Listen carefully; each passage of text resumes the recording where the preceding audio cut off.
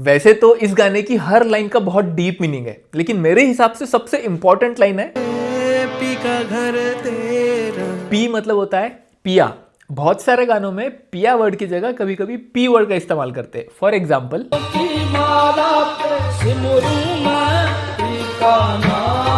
पर इस गाने में तो रणबीर कपूर एक दरगाह पर गया है, तो उसको पी का घर या पिया का घर क्यों बुला रहे हैं? इसी सिमिलर वर्ड्स पे एक और गाना है,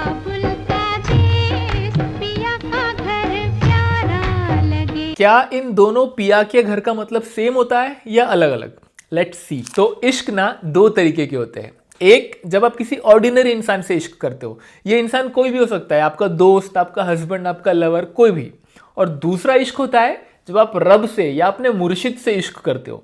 सूफीज्म में इसे इश्क हकीकी कहा जाता है। तो कुछ गाने ये ऑर्डिनरी इश्क के लिए लिखे जाते हैं, मतलब जब किसी इंसान से इश्क हो रहा है तो एक इंसान दूसरे इंसान को पिया ही कह के बुलाता है। फॉर एग्जाम्पल, वो मेरे पिया गए रंगून पिया है, पिया ओ पिया पिया पिया पिया। पर कुछ सूफी सॉन्ग्स भी है जिसमें इश्क हकीकी की बात होती है। वहां पे पिया मतलब हम हमारे मुर्शिद को रेफर करते हैं। फॉर एग्जाम्पल, हाजी अली जिनकी दरगाह है मुंबई में, वो बहुत लोगों के मुर्शिद थे, इसलिए उनको लोग पिया कह के रेफर करते हैं। मुर्शिद मतलब हमारे स्पिरिचुअल गाइड। अगर हम खुदा से इश्क करते हैं ना, तो उस तक पहुंचने का रास्ता बहुत डिफिकल्ट है, हम लोग खुद से नहीं पहुंच पाएंगे, इसलिए हमको एक गाइड की ज़रूरत पड़ती है जो हमको वहां तक जाने का रास्ता बताए। तो पिया हाजी अली इसलिए बोला जाता है क्योंकि हाजी अली एक स्पिरिचुअल गुरु थे जिनके लोग मुरीद बने वहां तक पहुंचने के लिए। इसी तरीके से दिल्ली में जो दरगाह है जहां पे रणबीर कपूर जाता है इस गाने में, वो दरगाह है हजरत निजामुद्दीन की। हजरत निजामुद्दीन भी खुद बहुत बड़े सूफी सेंट थे, वो बहुत लोगों के मुर्शिद थे, इसलिए कई लोग उनको पिया कह के बुलाते हैं और उनकी दरगाह को इस गाने में पिया का घर या पी का घर कह के बुलाया है। तो जब रणबीर कपूर को उसके घर से निकाल दिया जाता है, उसके जीवन में खालीपन है, ऐसे टाइम पे उसे बुलाया जा रहा है ये कहकर, आजा खालीपन में पी का घर तेरा। सिर्फ इतना ही नहीं, यहां बोला जा रहा है कि तेरी जिंदगी में तो खालीपन है, लेकिन तेरे बिना तेरे पिया के घर में भी खालीपन है, तो तू आ जा। पी का घर तेरा, तेरे बिन खाली आजा।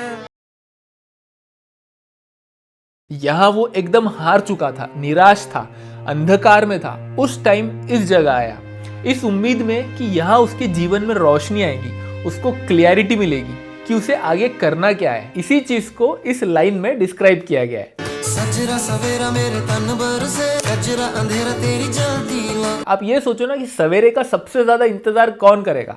जो रात से, जो अंधेरे से परेशान है। हम लोग जो रिलीजियस प्लेसेस पे आके दिए लगाते हैं ना, तो जो भक्ति गीत होते हैं उसमें आप देखो कि दिए की जो रोशनी रहती है उसको पोएट्री में किस तरीके से यूज किया जाता है। फॉर एग्जाम्पल, तेरे नाम की जोत ने सारा हर लिया तमस मेरा। तमस मतलब भी यही होता है, डार्कनेस, अंधकार। इसी चीज को थोड़ा अलग तरीके से इस गाने में लिखा हुआ है। मुझे भी जग जलाए, ये गम की रात रातें ये काल, इनको बना दी दर दीवार। और इसी सेम एक्सप्रेशन को कुन फाया कुन में थोड़ा अलग तरीके से ऐसे लिखा हुआ है, कजरा अंधेरा तेरी जल्दी ला। कजरा मतलब काजल, जो हम आंख में लगाते हैं ना। तो मेरे जीवन में इतना डार्कनेस था, जैसे काजल का डार्क रहता है ना, उतना अंधेरा था, उतना काला था मेरे जीवन में। और तेरी जो जलती लौ है ना, उससे मेरे जीवन में रोशनी आई है। आगे की लाइन है कि कतरा मिला जो तेरे दर पर से। कतरा मतलब होता है एक ड्रॉप, एक बूंद। आप सोचो कि सबसे ज्यादा जरूरत किसको होती होगी ड्रॉप की? जो बहुत टाइम से प्यासा है, जो तड़प रहा है। तो पोएट्री में ना जो दुआ मांगने जाता है उसको हम लोग प्यासा कह के बुलाते हैं अक्सर। और जो हमको वरदान मिलता है, जो हमारी दुआएं कबूल होती है, उसको हम बारिश या पानी की बूंदों से रेफर करते हैं। फॉर एग्जाम्पल, प्यासे लेके आया था दरिया वो भर लाया, नूर की बारिश में भीगता सा तर आया। अब अगर हमने दुआ मांगने वाले को प्यासा बुला दिया है, तो वो जब अपनी झोली फैलाकर मांगने जाएगा, तो उस झोली को हम एक जाम कह के भी रेफर कर सकते हैं ना, एक पानी का ग्लास, कि यार मैं बहुत प्यासा हूं, मैं अपना जाम लेकर आया हूं तुम्हारे पास, इसको भर दो ताकि मैं पी के अपनी प्यास बुझा सकूं। इसी चीज को इस गाने में कितना अच्छे से लिखा है, देखो।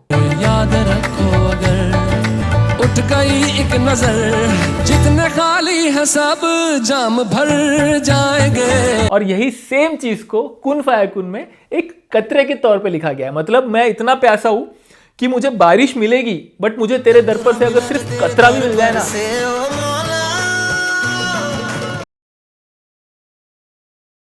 कुन फाया कुन, ये एक अरेबिक लाइन है जिसका मतलब होता है कि बी एंड इट इज। मतलब खुदा ने बोला हो और वो हो गया। Be and there was, Bible में कहते हैं। वही तस्कीरा अरबिक में कहा जाए तो होता है कुन फाया कुन। मान लो कि आज मुझे कोई बिल्डिंग बनानी है, तो मैं बोलूंगा लेट देयर बी बिल्डिंग, तो तुरंत ऐसी कोई बिल्डिंग प्रकट नहीं हो जाएगी। मेरे को मेहनत करनी पड़ेगी, 1-2 सालों का टाइम लगेगा, तब जाके मैं वो बिल्डिंग बना पाऊंगा। लेकिन जब इस खुदा को ये पूरी कायनात बनानी थी, तो उसने सिर्फ बोला कि हो, और वो क्रिएट हो गई उस सेम मोमेंट में। तो वो जो मोमेंट ऑफ क्रिएशन है ना, उसकी बात चल रही है इस गाने में। Same thing, same, it's referring to the same event of creation. Science बात करता है बिग बैंग थ्योरी और प्रोसेस ऑफ इवोल्यूशन की। मतलब ये जो चांद, सितारे, धरती, सूरज है, ये पूरी कायनात बनने में लाखों करोड़ों साल लग गए। धीरे धीरे करते करते ये सब कुछ बना है। लेकिन एक तरफ रिलीजन्स बोलते हैं कि नहीं, ये सब कुछ एक झटके में क्रिएट किया गया है, उस रब ने इसको क्रिएट किया है। तो कैसे क्रिएट किया ये रिलीजन्स के हिसाब से? तो कुरान शरीफ इसका आंसर देता है कुन फाया कुन। कुन फाया कुन directly is from the Quran actually. यही सेम चीज बाइबल में भी लिखी गई है। वहां बोलते हैं कि when the god said let there be light and there was light. Hinduism में हम ब्रह्मा जी को बोलते हैं द क्रिएटर, इस संसार के रचयिता। मतलब उन्होंने ये संसार सब क्रिएट किया है। आगे लिखा है कि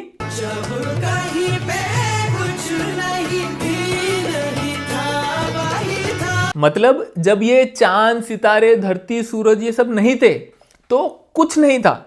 लेकिन जब ये कुछ नहीं भी नहीं था, when even nothingness was not there, तब क्या था?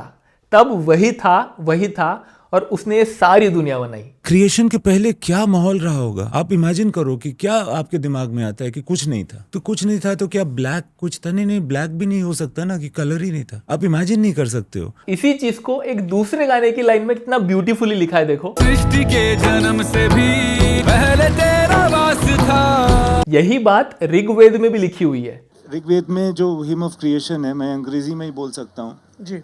Then even nothingness was not। Hindi में अगर उसको ट्रांसलेट करें, जब कहीं पे कुछ नहीं भी नहीं था। यहाँ जिस हिम्न ऑफ क्रिएशन की बात कर रहे हैं ना इम्तियाज अली, वो एक्चुअल में नसदीय सूक्त है from Rigveda, which is this. अथ नासदीय सूक्त पाठः ओम नासदासेर्नो सदासेत् तदानी। तो इन सब रिलीजियस स्क्रिप्चर्स और फिलोसॉफीज के हिसाब से ना, सबसे पहले वो था और उसने सब कुछ क्रिएट किया। कैसे? उसने बोला हो और हो गया। कुन फाया कुन, है ना मस्त? यहां तक वीडियो देखने के बाद आपको ये लाइंस बहुत इजीली समझ में आने वाली है। कर दे मुझसे ही रिहा। खुद को खुद से रिहा करने की, आजाद करने की बात कर रहे हैं यहाँ पे। यही सेम चीज माइकल एंगोलो नाम के एक आर्टिस्ट ने भी बोली थी कि Lord free me from my self, जिसका लिटरल ट्रांसलेशन यही होता है जो इस लाइन में लिखा है कि भगवान मुझे मुझसे रिहा कर दे। यही सेम चीज संत कबीर ने भी अपने एक दोहे में बोली है, अभी हम आगे देखेंगे थोड़ी देर में। तो क्या होता है खुद को खुद से रिहा करने का मतलब? क्यों इतने बड़े बड़े लोग सेम चीज की बात कर रहे हैं? इस चीज को समझने के लिए ना आप रूमी का ये कोट सुनो। वो कहते हैं कि the lord is in me and the lord is in you as life is hidden in every seed. जिस तरीके से बीज के अंदर एक जान छुपी होती है, जब हम उसको जमीन में डालते हैं, पानी देते हैं उसको, तब उसके अंदर से पेड़ पौधे निकलते हैं। लेकिन जब तक हम उसको नरिश नहीं करेंगे, तब तक वो एक सिर्फ बीज है, उसके अंदर वो जान छुपी हुई है। उसी तरीके से हम सब के अंदर रब छुपा हुआ है। वो जो गाना है ना, जिसको ढूंढे बाहर बाहर वो बैठा है भीतर छुपे। लेकिन जब तक हम अपने आप को नरिश नहीं करेंगे, हम उसको उस मुकाम पे नहीं लेके आएंगे, तब तक हम उस रब को नहीं देख पाएंगे अपने अंदर। और यही सेम चीज इस कुन फाया कुन में भी लिखी हुई है। अब सुनो। वो जो मुझ में समाया, वो जो तुझ में समाया। पर कैसे करेंगे हम खुद को नरिश? किस तरीके से हम देख पाएंगे उसको? तो इसके लिए रूमी आगे कहते हैं कि rubble your pride my friend and look for him within you. मतलब पहले आप अपना घमंड, अपना जो ईगो सेल्फ है ना, उसको खत्म करो, उसके बाद अपने अंदर झांक के देखो, तब आपको उसका दीदार होगा। पर ये ईगो सेल्फ होता क्या है और कैसे खत्म करेंगे हम इसको? हिंदुइज्म में कहते हैं ना कि हम सब की जो आत्मा है वो उस परमात्मा से आई है। मतलब हम सब के अंदर जो सोल बसती है ना, उसका सोर्स एक ही है। उस गॉड का एसेंस हम सब के अंदर मौजूद है। लेकिन जैसे जैसे हम बड़े होते हैं ना, हम उस एसेंस को ना करप्ट कर देते हैं। हम बच्चों को बोलते हैं ना कि ये भगवान का रूप है, हम बड़ों को तो नहीं बोलते। बच्चों को इसलिए बोला जाता है क्योंकि उस टाइम तक हमारे कोई भेद, कोई डिस्क्रिमिनेशन नहीं रहता, हमारे खुद के कोई ओपिनियंस नहीं होते, कोई आइडियोलॉजी नहीं होती, हम एकदम ब्लैंक स्लेट होते हैं। हमारी सिर्फ एक आइडेंटिटी होती है कि हम इस कुदरत के, इस यूनिवर्स के पार्ट है, दैट्स इट। लेकिन जैसे जैसे हम बड़े होने लगते हैं, हम अपने आप की एक अलग आइडेंटिटी क्रिएट कर लेते हैं इन दुनियावी चीज़ों को लेकर। हम बोलते हैं ना कि हम इस रिलीजन को बिलोंग करते हैं, हम इस आइडियोलॉजी में मानते हैं, मेरे पास इतना पैसा है, मैं अमीर हूँ, मेरे पास ये डिग्री है, मैं इंजीनियर हूँ। हमने एक अपनी अलग आइडेंटिटी क्रिएट कर ली है। हमने अपने अंदर ही एक नकली मैं बना दिया है जो हमको कुदरत से नहीं मिला था, हमने इस दुनिया में आकर बनाया है। तो उस नकली मैं को फॉल्स सेल्फ या ईगो सेल्फ भी कहा जाता है, जो हमारे ट्रू सेल्फ से कंप्लीटली अलग है। जब तक इस ईगो सेल्फ को हम खत्म नहीं करेंगे ना, तब तक हमारे ट्रू सेल्फ को हम देख नहीं पाएंगे। तो इस गाने में वही लिखा है कि कर दे मुझसे ही रिहा। मतलब मेरा जो फॉल्स सेल्फ है उससे रिहा कर। अगर मैं उससे रिहा हो गया तो क्या होगा? अब मुझको भी हो दीदार मेरा। मतलब मेरे ट्रू सेल्फ का दीदार हो, जो मेरा एक्चुअल नेचर था, जो मुझे इस कुदरत से मिला था, मुझे उसको जानना है। वो है मेरा इस यूनिवर्स के साथ कनेक्शन। तो यही चीज ना संत कबीर ने भी एक दोहे में लिखी हुई है। वो कहते हैं कि प्रेम गली अति सांकरी, इसमें दो न समाई। मतलब अगर आप उस रब से इश्क करते हो, उसको पाना चाहते हो ना, तो ये जो इश्क की गली है ना, ये बहुत छोटी है। इसमें एक टाइम पे एक ही रह सकता है कोई। मैं था तो हरि नहीं, अब हरि है मैं नहीं। तो अगर आप हो, आपका जो नकली मैं है, अगर आपके अंदर वो बसा हुआ है, तो उस टाइम पे हरि नहीं रहेंगे। तो आपको पहले उस नकली मैं को निकालना पड़ेगा, तब हरि के लिए जगह बनेगी और तब वो आपको दिखेंगे।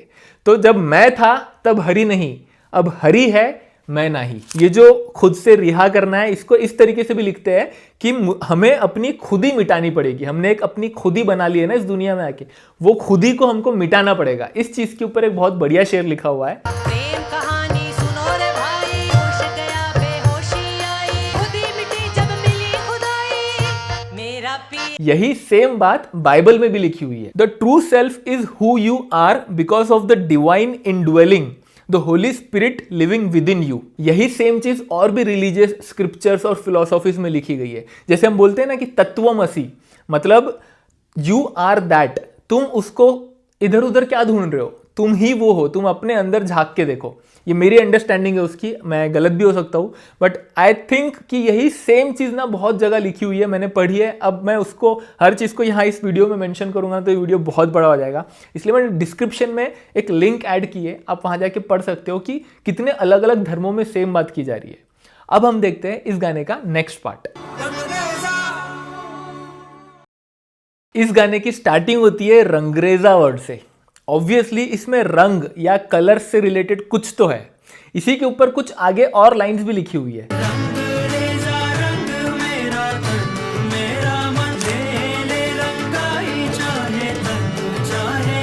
तो रंगरेज मतलब होता है जो हमारा कपड़े डाई करने वाला होता है ना, उसको रंगरेज बोला जाता है। लेकिन पोएट्री में रंगरेज को एज अ मेटाफर यूज किया जाता है उसके लिए जिससे हम इश्क करते हैं। क्योंकि हम जैसे कपड़े डाई करने वाले को बोलते हैं ना कि यार मेरे इस कपड़े को अपने कलर में तू रंग दे, तो हम जिससे इश्क करते हैं उसको हम बोलते हैं कि तू मेरी सोल को अपने रंग में रंग दे, मतलब मुझे तू अपने जैसा बना दे। अपने ही रंग में मुझको रंग दे, तेरे ही रंग से यूं मैं तो रंगी हूँ। और जैसे हमने पहले देखा था कि इश्क हकीकी में आप खुदा से, अपने मुर्शिद से इश्क करते हो तो आप उसको पिया कह के बुलाते हो, आप उसके रंग में रंग जाना चाहते हो, इसलिए आप उसको रंगरेज भी कहते हो कि तू मुझे अपने रंग में रंग दे, मुझे अपने राह पर लेकर चल, मुझे अपने जैसा बना दे। अब जो हमारा कपड़े डाई करने वाला ऑर्डिनरी रंगरेज है, वो हमारे कपड़े रंगता है तो बदले में हम उसको पैसे देते हैं या कुछ कॉम्पनसेशन देते हैं ना, तो बदले में जो चीज़ दी जाती है ना उसको बोलते हैं रंगाई। लेकिन यहाँ पर जो हमारे मुर्शिद है, जो हमारा रंगरेज है, उसको हम पैसे थोड़ी ना देंगे, पैसों का क्या मोल यहाँ पर। तो हम उसको क्या दे सकते हैं ऐसा जो अनमोल हो? तो हम बोलते हैं कि मेरा तन मन धन सब कुछ ले ले। वही चीज़ इस गाने में लिखी हुई है। मैंने रंगरेज के ऊपर एक पूरा फुल वीडियो बनाया है 12 मिनट का, जिसमें बहुत डिटेल में मैंने रंगरेज से रिलेटेड सारे गाने, सारे कॉन्सेप्ट्स कवर किए। अगर आपने वो नहीं देखा है तो आप उसको यहाँ पे देख सकते हो। बहुत इंफॉर्मेटिव वीडियो होगा। It's worth your time. Please do watch. मन के मेरे ये भरम हम सब के अंदर ना एक फॉल्स सेल्फ है, एक फॉल्स आइडेंटिटी है हमारी, जो हमने इस दुनिया में आकर बनाई है, जैसे हमने फर्स्ट पार्ट में देखा। और हमको लगता है कि वो रियलिटी है, बट एक्चुअल में वो भ्रम है, वो एग्जिस्ट भी नहीं करता। क्योंकि ये सारे बाहर के फैक्टर्स तो खत्म हो जाएंगे ना, उसके बाद हमारी आइडेंटिटी क्या बचेगी? जो हमारा ट्रू सेल्फ है वो असली सच्चाई है, लेकिन हम उसको देख नहीं रहे। तो इस जो फॉल्स सेल्फ है, इसकी वजह से हम बहुत सारे भ्रम लेकर चल रहे हैं अपने दिमाग में। मन के मेरे ये भरम हम सोचते हैं ना कि मेरे को ये बनना है, मुझे ये पाना है, मुझे यहाँ पहुंचना है। ये सारे भ्रम के चक्कर में हम कुछ भी किए जा रहे हैं कर्म। कच्चे मेरे ये करम हमारी लाइफ किस डायरेक्शन में जा रही है हमको कोई आइडिया नहीं है, कोई पर्पस नहीं है हमारी लाइफ का। लेके चले हैं कहाँ मैं तो जानू ही ना। इसीलिए कहते हैं कि इंट्रोस्पेक्ट करना बहुत जरूरी है। आपको अपने अंदर झांक के देखना पड़ेगा कि आपका एक्चुअल नेचर क्या है, आपका ट्रू नेचर क्या है। आप रैंडमली कुछ भी कैसे कर रहे हैं हम लोग, जो हमको दुनिया बताती जा रही है कि 10th कर लो, 12th कर लो, फिर ये कर लो, फिर वो कर लो, हम वो करते जा रहे हैं, सबके सब भीड़ में चलते जा रहे हैं। कोई खुद का ट्रू सेल्फ देख ही नहीं रहा। जो पर्पस लेकर हम इस दुनिया में आए थे, उस पर्पस पे कोई ध्यान ही नहीं दे रहा। तो यही चीज इस गाने में लिखी हुई है कि आपको अपने अंदर झांक के देखना पड़ेगा, तब समझ में आएगा कि क्या है तेरे दिल के अंदर, चाहता क्या है तू। इस वीडियो की ना यार बहुत लंबी स्क्रिप्ट है। मतलब मैंने गाने की हर लाइन के ऊपर इतनी सारी एक्सप्लेनेशंस और कॉन्सेप्ट्स लिखे हैं ना कि वो सारी चीज़ें इस वीडियो में एक्सप्लेन कर पाना बहुत डिफिकल्ट है। मैंने अपने बेस्ट एबिलिटी में ट्राई किया है कि जितना हो सके आपको इस वीडियो में बता सकूं, बट फिर भी अगर आपको लगता है कि मैंने कोई पॉइंट मिस कर दिया तो आप मेरे को इंस्टाग्राम पे डीएम करो, मैं आपको पक्का एक्सप्लेन करूंगा कि उस चीज़ के पीछे मेरी थॉट प्रोसेस क्या है। या तो आप मेरे को यूट्यूब पे ज्वाइन भी कर सकते हो, आप मेरी मेंबरशिप ले सकते हो। मैं अपने मेंबर्स के लिए एक वीडियो अपलोड करने वाला हूँ जहाँ पे मैं ये सारी स्क्रिप्ट का ब्रेकडाउन बताऊंगा कि किस तरीके से मैं हर स्क्रिप्ट के पीछे रिसर्च करता हूँ, कैसे सारे कॉन्सेप्ट्स कनेक्ट करता हूँ। ये सारा एक्सप्लेनेशन अगर आप सुनने में इंटरेस्टेड हो तो आप मेंबरशिप ले सकते हो। अगर आपकी पेइंग कैपेसिटी नहीं है तो आप इसी वीडियो को लाइक करो, कमेंट करो, उतना सपोर्ट भी मेरे लिए काफ़ी है। मैं मिलता हूँ आपसे नेक्स्ट वीडियो में। Bye bye.